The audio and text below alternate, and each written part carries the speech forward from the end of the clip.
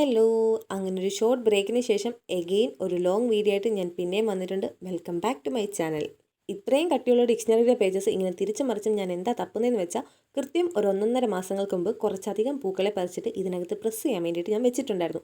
അതാണ് ഇപ്പം ഞാൻ തപ്പിത്തെരഞ്ഞ് തിരിച്ചെടുത്തുകൊണ്ടിരിക്കുന്നത്. അങ്ങനെ തപ്പിത്തെരഞ്ഞ് കിട്ടിയ ഇത്രയും പ്രസ്ഡ് ഫ്ലവേഴ്സ് വെച്ചിട്ട് നമ്മൾ DIY ആയിട്ട് സ്റ്റിക്കേഴ്സാണ് ഉണ്ടാക്കിയെടുക്കാൻ പോകുന്നത്. അപ്പോൾ സ്റ്റിക്കർ ഉണ്ടാക്കിയെടുക്കാൻ വേണ്ടിയിട്ടുള്ള വാക്സ് പേപ്പറും ഞാൻ സ്വന്തമായിട്ട് തന്നെയാണ് സെറ്റാക്കിയെടുത്തത്. കണ്ട വാക്സ് പേപ്പറിനെ പോലെ എന്താ ഒരു ഗ്ലേസിങ് എന്ന്. ഇതിനു മുമ്പും DIY ആയിട്ട് സ്റ്റിക്കേഴ്സ് ചെയ്യുന്നൊരു ഷോർട്സ് വീഡിയോ നമ്മൾ ചെയ്തിട്ടുണ്ടായിരുന്നു.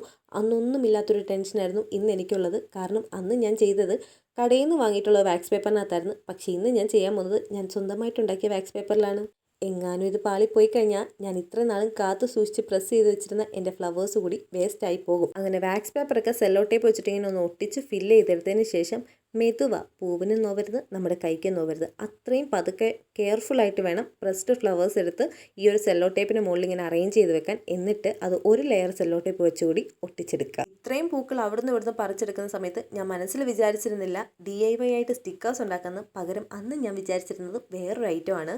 പിന്നെ ഞാൻ പണ്ടേ മനസ്സിൽ വിചാരിക്കുന്നതും പ്രവർത്തിച്ച് കാണിക്കുന്നതും രണ്ടും രണ്ടായതുകൊണ്ട് ഇവിടെയും അത് തന്നെ സംഭവിച്ചു. ഇങ്ങനെ സക്സസ്ഫുള്ളി ഞാൻ ഉണ്ടാക്കിയെടുത്ത 2 വാക്സ് പേപ്പറിനകത്ത് ഫുള്ള് ഇങ്ങനെ പ്രസ്ഡ് ഫ്ലവേഴ്സൊക്കെ അറേഞ്ച് ചെയ്ത് സെല്ലോ ടേപ്പൊക്കെ ഒട്ടിച്ച് സെറ്റാക്കി എടുത്തിട്ടുണ്ട്. ഇനി അത് ഷേപ്പിന് കട്ട് ചെയ്തെടുക്കുന്ന ചടങ്ങാണ് നിങ്ങളിപ്പോൾ കണ്ടുകൊണ്ടിരിക്കുന്നത്.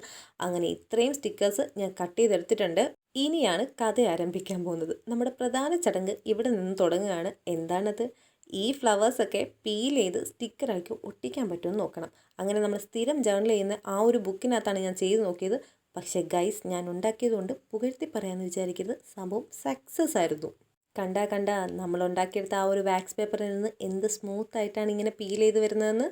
നമ്മുടെ ഫ്ലവേഴ്സ് ഇങ്ങനെ പീൽ ചെയ്തെടുക്കുന്ന അത്രയും സാറ്റിസ്ഫൈങ് ആയിട്ടുള്ള ഒരു പ്രോസസ്സ് ആയതുകൊണ്ട് തന്നടി പിന്നടി ആ ഒരു പേജിൽ എനിക്ക് പറ്റാവുന്ന വിധത്തിലൊക്കെ ഞാനത് ഫില്ല് ചെയ്ത് ഒട്ടിച്ചിട്ടുണ്ട്. അത്രയും ഒട്ടിച്ച് കഴിഞ്ഞപ്പോൾ എനിക്ക് അവളെ കൊണ്ട് നിർത്താൻ തോന്നിയില്ല. അതുകൊണ്ട് ഞാനൊരു ചെറിയ ബോർഡറൊക്കെ കൊടുത്ത് അതിനകത്ത് പിൻട്രസ്റ്റിൽ നോക്കി നല്ലൊരു ക്യോട്ടും കൂടി എഴുതി കൊടുത്ത് നൈസായിട്ടൊരു ജേർണലും കൂടെ തട്ടിക്കൂട്ടിയിട്ടുണ്ട്. സിമ്പിളായിട്ട് പറയുകയാണെങ്കിൽ സംഭവം നൈസാണ്. വെക്കേഷനൊക്കെയാണ് വരാൻ പോകുന്നത്. അപ്പോൾ കുറച്ച് ഫ്ലവേഴ്സൊക്കെ പിച്ചെടുത്ത് പ്രസ് ചെയ്തു. നിങ്ങളും ട്രൈ ചെയ്തു. Okay, by.